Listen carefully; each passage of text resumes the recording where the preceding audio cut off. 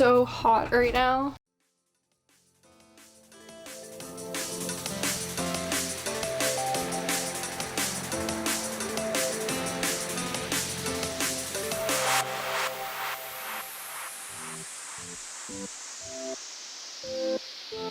So I apologize if the left side of my face is purple. That's because I have a blanket over the window, so the sun's not in my face. Today's video is going to be a book review for the book The Great Alone by Kristin. I read this book for my in real life book club. We really enjoyed it. I enjoyed it so much that I gave it 4 stars. Basically, the premise of the story is that a mother and a father and a 13-year-old daughter pick up their life and move to Alaska with nothing but a destination, a fixer-upper place to live, and a dream for a better life, all in the early 1970s. The 13-year-old daughter's name is Leo, and Leo's father was a veteran of Vietnam and a POW, and he presumably has PTSD. This story is definitely a story of survival, with both the hostile wilderness of Alaska playing a part in the story, as well as the hostile living environment that Leo and Leo's mother have to go through. It has a lot of twists and turns and grandiose vistas, lavish descriptions, and lots of developed main characters. I really enjoyed all aspects of the book, apart from I just wanted some more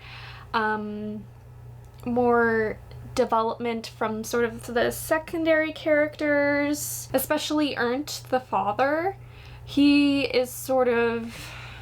has a big role in the novel, obviously, but we don't know that much about him. He's kind of one-dimensional. He's kind of motivated by one thing. I just wanted something more from him. And near the beginning, I wasn't eager to pick it up, as it was like just before they went to Alaska, so it was kind of very not that exciting, and I found myself like not really motivated to pick it up. But otherwise, I was really invested in everything. I was invested in the characters, I was invested in the plot. It surprised me at some moments, and some moments it made me really uncomfortable, and some moments it made me really like root for some characters, and it made me hate and loathe some characters.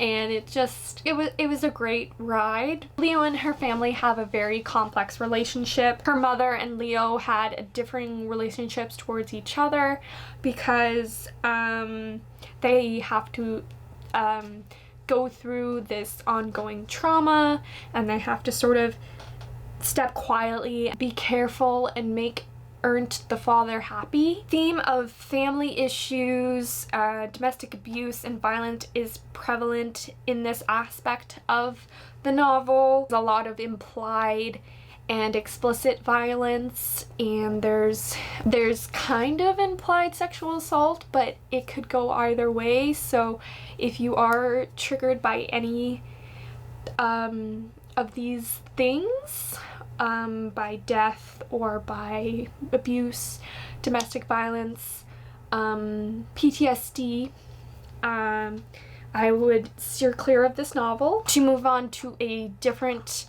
subject, Leo is a reader. She reads Tolkien, she reads Chronicles of Narnia, so I could relate a lot to her in that sense. Her moving to a completely almost otherworldly location reminded me of my move to Ottawa when I was 13. Completely different province, like starting a completely new school and completely new level of schooling, which was really, so I could relate a lot to Leo as a young preteen. Very early on in this story, which sort of like foreshadows things to come, she meets a lot of new characters and new and quirky townsfolk in the story, which I really enjoyed. Some of the characters, like Big Marge, for example. So they warn her and her mother that of the things that can happen to you in Alaska, like injury and even horrible death. You could get lost in a snowstorm and nobody could be around to help you. You could be attacked by a grizzly. You could be attacked by some other animal. You could be starved out. You could be snowed in. You could be so many things. And definitely the family was totally unprepared for everything that happened.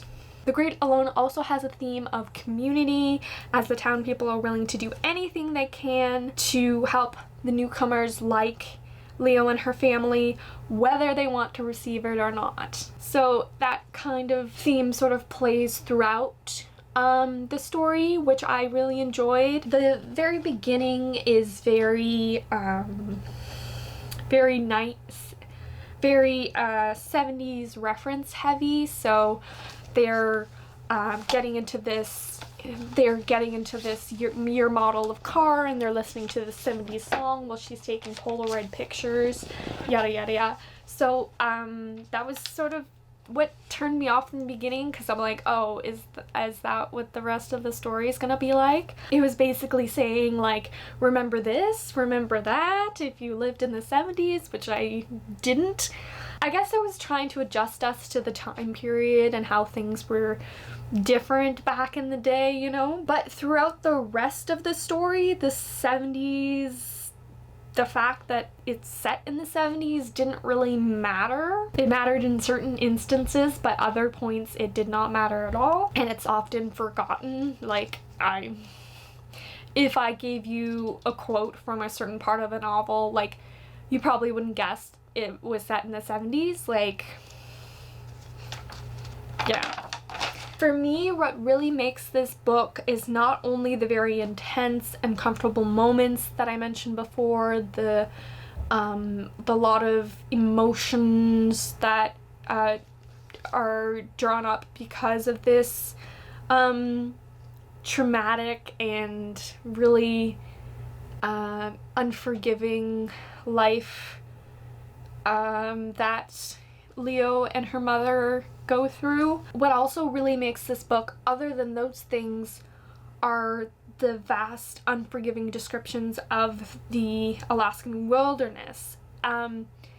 Everything is connected. What I mean by this is that the emotions of the characters were very in tune with the weather and the seasons and stuff like that. For example, during the darkness, complete darkness of winter, definitely things got dark in Leo's household, and when it was summer and it was brighter out, things looked hopeful, they looked a lot better.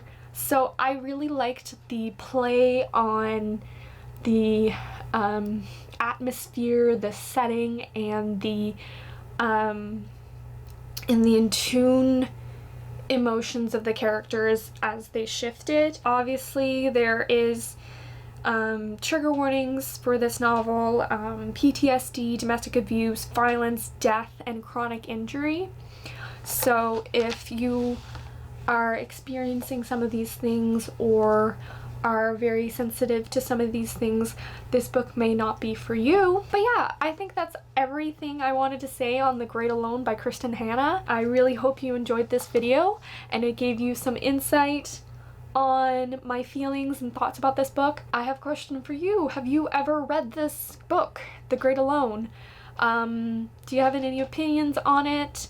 Have I convinced you to read it? Let me know in the comments down below, and I hope to hear from you about this book. If you haven't already, please hit that subscribe button and like it if you liked it. Be sure to hit that notification bell, because YouTube can be buggy